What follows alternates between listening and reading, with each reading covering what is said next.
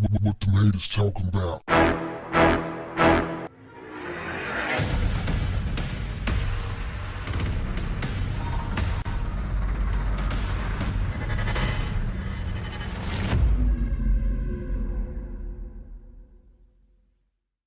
What's up, family?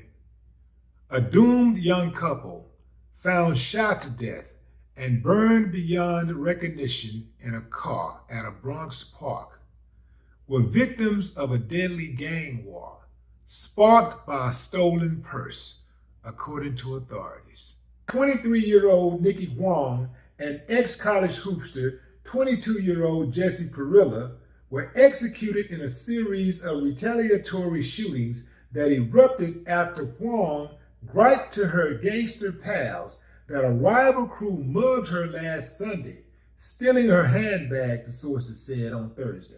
Check this out, fam. Jesse was not a part of the deadly beef between the up the hill and down the hill crews. He was only mixed up in the bloodshed because he was hanging out with a friend. That's it. Just hanging out with a friend.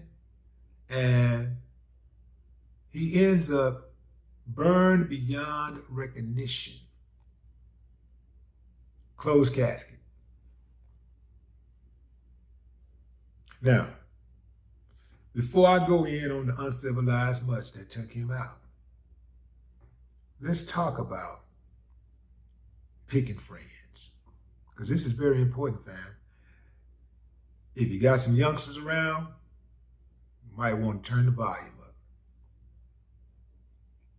When I was growing up, we would hear often, pick your friends carefully. Well, I submit to you, it is not enough that you pick your friends carefully. It's not enough that you pick good friends. You have to be so good at picking good friends that your good friends are good at picking good friends. Because who your friends hang around with could get you killed. There are a lot of people out there that are playing dangerous games with life, their own life. So you know what they'll do to yours. I've seen way too many situations where people jump in that car with a friend. They jump in the car, or they let a friend jump in the car. And next thing you know, the killers come and they start killing everybody. See, when the killers come, the killer is not going to say, hey, excuse me, can you scoot over a little bit so I can kill your friend? That ain't how it go. If you're dating a drug dealer, sorry, fellas, got to put it out there. I'm trying to save lives. If you're dating a drug dealer, when the killer come to that house, when they come there to rob and kill, because there ain't no rules in the dope game. I mean, it's one of the worst games you can play. I mean, this is a game with no rules. When the killers come, they're not going to say, hey, can you move out the way right quick? Because, you know, I know you ain't in the end nothing to do with it, but I need to kill your husband. I need to kill your boyfriend. No, they don't kill everybody. I know several people who have died like that. Like, because the killer, they think like, well, you was with him and, you know, you should have been with him. They look at anybody who is a friend of their enemy as their enemy. So they don't even think on that type of level like you ain't have nothing to do with it. Some of us, we think because we're hanging out with somebody and we're not involved in whatever they're involved in, that perhaps we will catch a break if something go down. Oftentimes we don't think about catching a break. We don't even think that something could happen while they're with us. I used to have a buddy of mine, very popular guy in Houston. Very, very popular guy. He's no longer with us. He used to ask me all the time, come on, hang out with me, Will. Come on, Willie D, you know. Especially at night, you know, I would see him in the club that night. He'd be like, man, come hang out with me, man. You know, we finna go shoot some basketball. Nah, I'm good, man. Nah, I wanted to keep a very safe distance from him because I knew that his days were numbered. He was doing way too much, moving way too fast. And when the killers came, I didn't want to be in the car. I didn't want to be nowhere around him. I didn't even want to be affiliated with him because just like in this situation, the rival gang, who is the Down the Hill gang, these guys made old girl call one of her friends. He stepped out the house to take out the trash, and they shot him in the face. And then they still took off with her and Jesse, burned the car, burned them beyond recognition, killed them, still killed them. These guys, they're gonna get caught. This is one of those crimes where law enforcement say, yo, we can't have somebody doing stuff like this. Like, we can't have somebody on the streets that's more savage than us. We got to get them off the streets. I mean, they really making us look bad. We can't have all that. We got to get them off the streets. So they're going to get them off the streets. Guaranteed. It's way too heavy. It's way too many people involved. I'm sure that they're snitching already. I'm sure it's a whole lot of snitching going on right now. This was all over a purse, fam. The girl gets a purse snatched by who she claims is one of the rival gang members, associates, or whatever. And so the guys that she's affiliated with allegedly goes and start riding on these guys, on some of their people. They retaliate immediately and start downing people.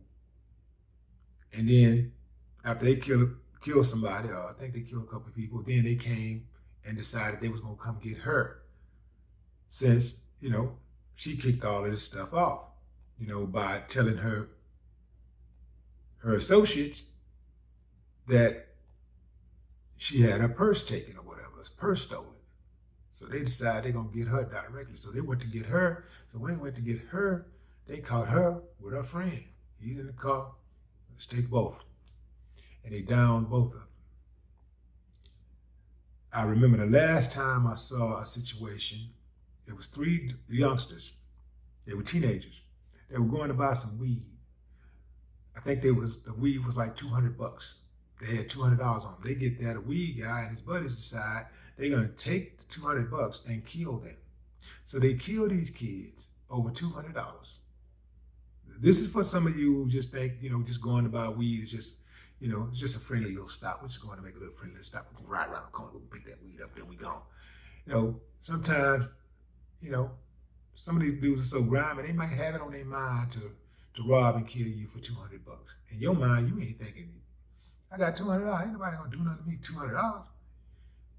They'll do something to you for less than that. Some of these guys out here just basically looking at human beings as target practice. Like, hey, they just out here messing around, just shooting and killing people, It ain't enough for them to shoot a stationary target. They want to shoot something moving with a heartbeat. So anyway, these guys rob these 3 kids and then take them over to an abandoned home not far away from their house and kill them and set them on fire for $200. And this was over a purse. Over a purse, fam. All these people dead over a damn purse. Look, fam, I just look at it like, what exactly is, like, what's the transgression? Okay, that's the transgression. What's the punishment? Okay. Now, do the punishment fit the crime? Does the punishment fit the crime? And if I commit a crime in the act of getting retribution for a crime, what does that time look like? if I get caught. Which, there's a good chance if you do damn near anything, you're going to get caught. Cameras are everywhere. Snitches are everywhere. Snitching is cool. You'll probably get caught more than likely. So what's the chance? I mean, what does that look like? So a purse, what's in the purse? How much does the purse cost? Let's say it's a Birkin. Let's say it's $15,000. $15,000. Is that worth the life sentence? That's worth throwing your life away? It's a gang, remember, fam, so probably if somebody did take the purse and they bust the money up, if it was some money involved, each member probably didn't get but a few $100. And they threw their lives away for that.